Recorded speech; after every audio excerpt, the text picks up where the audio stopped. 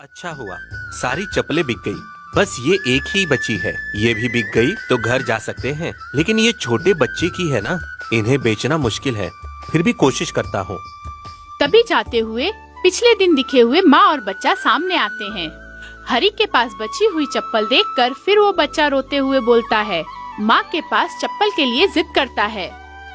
ये देखकर हरी कहता है, माँ जी, बच्चा फिर से रोते हुए चप्पल के लिए जिद कर रहा है, उसके लिए तो खरीद लीजिए। क्या बताऊँ तुझे, ये और इसका रोना।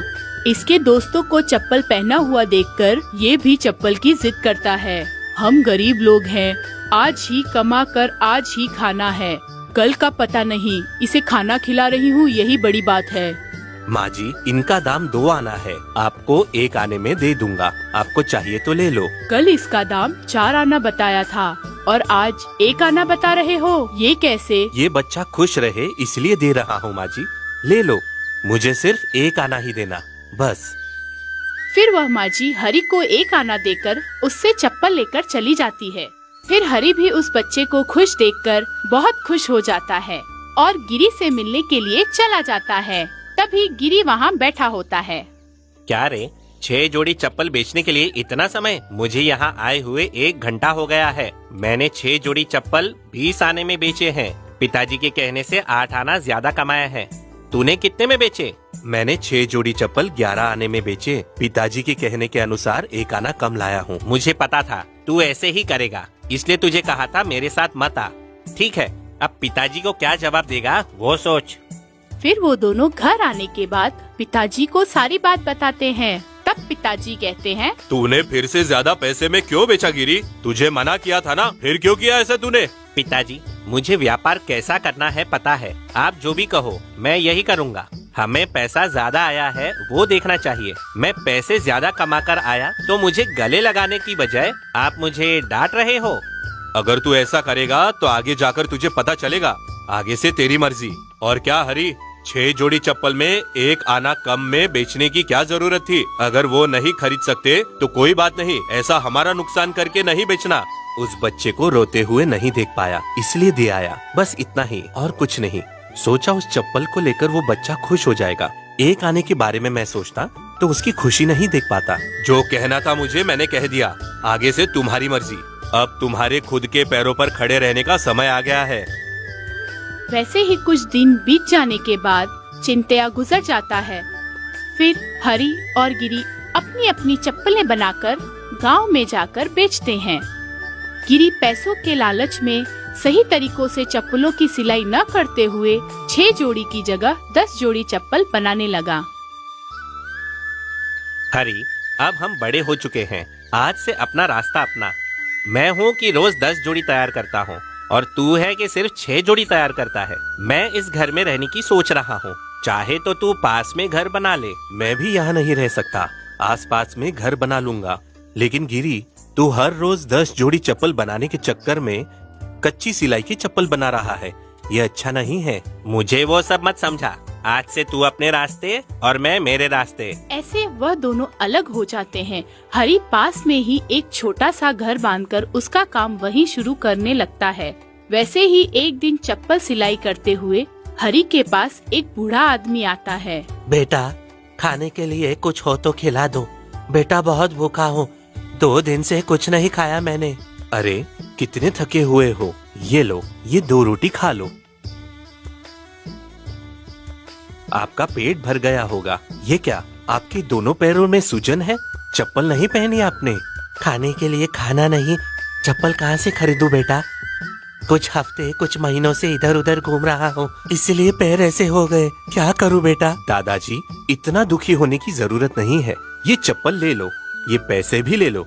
जब भी भूख लगे मेरे पास आ जाना, मैं खाना खिलाऊंगा, ठीक है ना?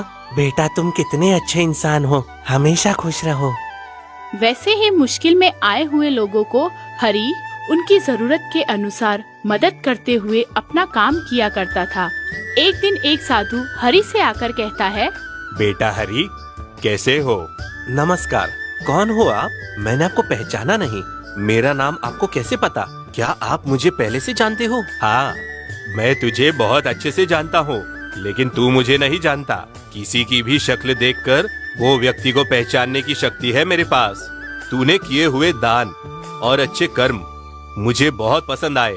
बेटा, तेरे पास पैसे न होकर भी तू इतने बड़े बड़े अच्छे काम करता है। अगर पैसे होंगे तो कितने बड़े काम करेगा। वैसा कुछ नहीं है। मेरे सामने अगर कोई तकलीफ में हो तो मैं देख नहीं पाता। जितना भी मेरे पास हो उसमें से मैं उनकी सहायता कर देता हूँ। मैं जो काम कर रहा हूँ उसमें मैं बहुत खुश हूँ। मैं तुझे एक हीरा देता हूँ। अगर तू इसे बेचेगा तो तेरे पास बहुत पैसे आएंगे। उन पैसों से तू बहुत लोगों की सहायता कर पाएगा और जो तेरी इच्छा है पूरी कर पाएगा। सुख और शांति से रह पाएगा जिंदगी भर। ये ले बेटा, अब मैं जाता हूँ। इसे संभाल कर रखना। आपने जो कहा अच्छा है। मैं अभी चप्पल की सिलाई कर रहा हूँ। मेरे हाथ अच्छे नहीं हैं। आप ही एक कपड़े में रखकर घर के अंदर रख दीजिए। तभी वह साधु अंदर जाकर किसी को न दिखे ऐसी जगह हीरा छुपा कर चला जाता है। कुछ दिन गुजर जाने के बाद गिरी हरि के पास आता है। तब हरि कहता है, क्या गिरी, कैसा है? कैसा चल रहा है तेरा व्यापार? अच्छा चल रहा है ना? दुकान खोली सुना मैंने। नहीं रे, दुकान बंद कर दिया मैंने। मुझसे खरीदना लोगों ने बंद कर दिया है। अगर कोई खरीदता भी है तो 2 दिन बाद वापस आता है और पैसे मांगकर झगड़ा करने लगता है। तूने पैसों की लालच में कच्ची सिलाई वाली चप्पल ज्यादा तैयार की और ऊपर से ज्यादा पैसों में बेचा। बहुत बार समझाने पर भी तूने मेरी बात नहीं सुनी। हरी, तूने जो कहा वो सच है। उस वक्त मैंने तेरी बात नहीं मानी, लेकिन अभी मुझे समझ आ रहा है। जहाँ भी मैं दुकान डालता वहाँ मुझे लोग पहचान लेते और मेरे पास कभी नहीं आते। दुखी मत हो गिरी, तू इधर ही रह, मैं देख लूंगा। मेरे पास से एक बार जो खरीदता है वो दूसरे के पास नहीं जाता, और तो और दूसरे को भी मुझसे ही खरीदने को कहता है। तू चिंता मत कर। फिर दोनों मिलकर एक दूसरे के साथ काम करने लगते हैं। तभी एक दिन हीरा देने वाला साधु घूमकर वापस आता है। क्या हुआ बेटा हरी, तुझे हीरा दिया था ना, उसे बेचता तो बहुत पैसे आते ना। तू अभी तक इधर ही है। मैंने सोचा अब तू बड़े महल में रहता होगा। बाबा, आपने हीरा जहाँ रखा था वहीं पर है।